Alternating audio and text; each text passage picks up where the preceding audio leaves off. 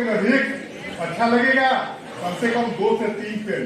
कई बच्चे आते हैं, क्या भाई तभी लिखना शुरू नहीं किया, उनका लीडे खत्म हो गया। ये क्या है भाई, तुम घर से क्या सोच के चले हो कि दीक्षा में एनकरेज किया, और सेम चीज वही क्वेश्चन उसने इतना कॉन्फिडेंटली बोला कि क्या कहना है। This is the role of counsellor.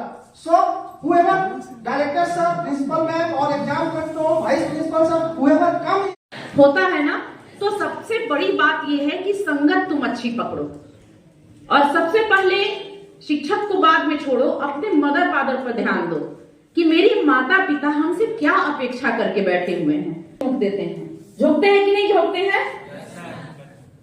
अपने अगर 1 या 2 शर्ट पे काट रहे हैं तो आपकी जरूरतों को पूरा करते हैं।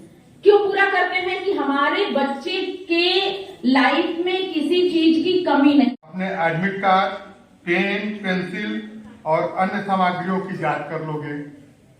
जैसे गेट के अंदर गए तो सबसे पहला काम तुम अपने देखोगे कि मेरे पास पेन है कि नहीं, मेरे पास एडमिट कार्ड है कि नहीं, परीक्षा से संबंधित अन्य सामग्री जो है वो तुम्हारे पास है कि नहीं, उसको चेक कर लोगे। बहुत बार ऐसा होता है, हमारे पास भी जब सेंटर पड़ता है तो कोई बोका वैसे आ जाता है तो कहता है कि ला पेनमा तो घर ही छूट गए। समझ गए? उस तरह का बोकागिरी तुम नहीं करोगे, ठीक है? चीजें होंगी मैथमेटिक्स वगैरह की, वो सारी चीजें तुम अपने बैग में 1 डे बिफोर रखोगे और फिर जाने से पहले भी उसको देखोगे, ओके? क्योंकि वहां से लौट कर फिर घर आना तुम्हारे लिए बहुत मुश्किल होगा। समझ गए? ये चीज बराबर तुम्हारे लिए लागू होगी, क्योंकि अब 10th या फिर 12th के बाद फिर तुम्हारा कैरियर का शुरू होगा और उस जगह पे पेपर बहुत मायने कीजिए। आप सिंपल पेपर से अभ्यास कीजिए और रिवीजन कीजिए एनसीईआरटी के बुक से, सिलेबस जो है उसके अनुसार। इधर उधर के चीजों को मत पढ़िए, इस चीज को ध्यान में रखना होगा।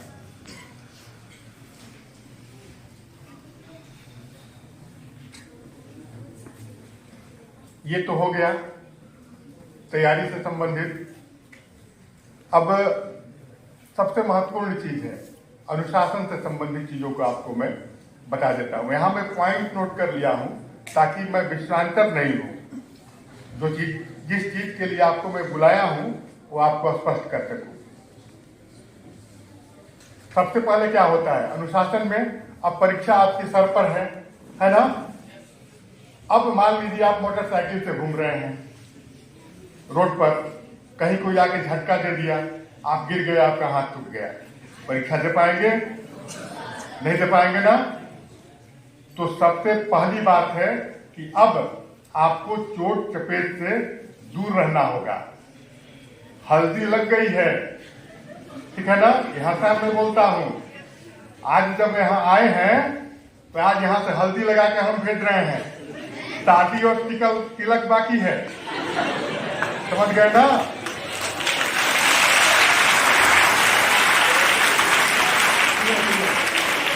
देखो अब एक उदाहरण मैं देता हूं। तुम्हारे घर में शादी होती है भाई बहनों की, हल्दी लग जाने के बाद घर से निकलने देता है लोग? नहीं ना? क्यों? इसलिए कि हल्दी लग गई है, बच्चा घर से बाहर घूमेगा, कहीं चोट लग जाएगा, दुर्घटना हो जाएगी तो शादी चल जाएगी ना? इसीलिए मैं इस उदाहरण को दे रहा हूं कि हल्दी लग गई है, अब बाहर घूमना बंद, अब सिर्फ और सिर्फ अपने काम से काम, पढ़ाई। आपके भावी जीवन की शुभकामनाएं देता हूं।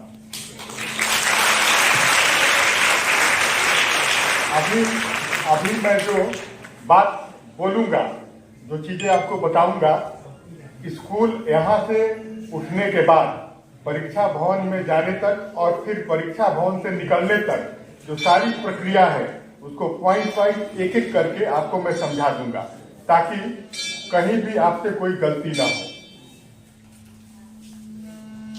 अब सबसे पहला है, आपको मैं बता रहा हूं परीक्षा की तैयारी से संबंधित चीजों को। अब परीक्षा होने में कितने दिन बाकी हैं? मुश्किल से 15 दिन या 20 दिन। पहला पेपर 19 तारीख को है ना? नहीं, संस्कृत शायद 19 को है और उसके बाद 21 को हिंदी है। और 12th वालों का पहला पेपर किस दिन है? 22 को। तो बहुत कम समय रह गया है। अब इस कम समय में हम क्या करें कि हमारी तैयारी अच्छी हो, सबसे बड़ा सवाल यही है ना। तो अभी जैसे CBSE के साइट पर आप जाएंगे तो वहाँ सैंपल पेपर दिया हुआ है, बहुत सारा सैंपल पेपर दिया हुआ है। आप उसको डाउनलोड करें और घड़ी रख लें। घड़ी रख के सामने 3 घंटे में उसको बनाने का प्रयास करें। इससे क्या होगा कि आपका एक तो रिवीजन हो जाएगा और दूसरा क्या होगा, आपको लिखने का भी अभ्यास होगा। होता क्या है, खास करके 10th 12th के बच्चों का, उनको सारे क्वेश्चन के आंसर याद रहते हैं, लेकिन लिखने का अभ्यास नहीं होने के कारण उनका क्वेश्चन छूट जाता है। अक्सर हम देखे हैं बच्चे जब परीक्षा देके आते हैं तो मैं पूछता हूं कैसा गया जी, सर सब आ रहा था, एक क्वेश्चन 10 नंबर का छूट गया। ये क्यों होता है? इसलिए होता है कि आपको लिखने का अभ्यास नहीं है। आप अभी तक पढ़ रहे हैं, रट रहे हैं, लेकिन लिखने का तो अभ्यास कर ही नहीं रहे हैं। परीक्षा तो लिख कर ही देना है ना, रट कर तो परीक्षा देना नहीं है। तो सबसे पहले लिखने का अभ्यास करें, ज्यादा से ज्यादा सैंपल पेपर सॉल्व करें। CBSE के साइट पर नहीं जाना चाहते? आज 10th और 12th कक्षा के बच्चों का लास्ट दिन है स्कूल में। लास्ट दिन का मतलब ये नहीं है कि आज के बाद आपका स्कूल छूट जाएगा। इस क्लास के लिए आपका लास्ट दिन है। इसके बाद आपको स्वाध्याय के लिए समय दिया जाता है, क्योंकि बहुत सारी चीजें ऐसी हैं जो हम क्लास में पढ़ते हैं, उसके बाद भी हमें रिवीजन की जरूरत होती है। अभी सर एक एग्जाम्पल बताए, चूंकि 12th का प्रैक्टिकल भी चल रहा है, कि उसमें एक बच्ची जवाब नहीं दे पाई। तो हमको उस परिस्थिति में जाना ही नहीं है। अगर हम परफेक्ट तैयारी अपनी करते हैं तो जाहिर सी बात है जो आप तैयारी कर रहे हो उसी के अंदर से आना है। कुछ दूसरा तो पूछेंगे नहीं, या फिर चाहे रिटेन हो या फिर प्रैक्टिकल हो, तो आप पूरा कॉन्फिडेंस के साथ उस चीज को बताएं जिस चीज को आपने पढ़ा है, जिस चीज को टीचर आपके बता चुके हैं, या फिर जिस चीज को आप जानते हो। आज का युग जो है ऐसा नहीं है। हम लोगों के समय में हम लोग जो किताब में पढ़ते थे, शिक्षक बताते थे, माता पिता बताते थे, उसी के आधार पे हम ज्ञान अर्जित करते थे। लेकिन आज जमाना जो है वह प्रिंट इलेक्ट्रॉनिक मीडिया के साथ साथ डिजिटलाइजेशन का जमाना है। बहुत सारी चीजें ऐसी होती हैं जो आप क्विक आपके दिमाग में आए, आप तुरंत सर्च मारते हो, देख लेते हो, लेकिन हमें महीनों लग जाता था उस चीज को जानने में।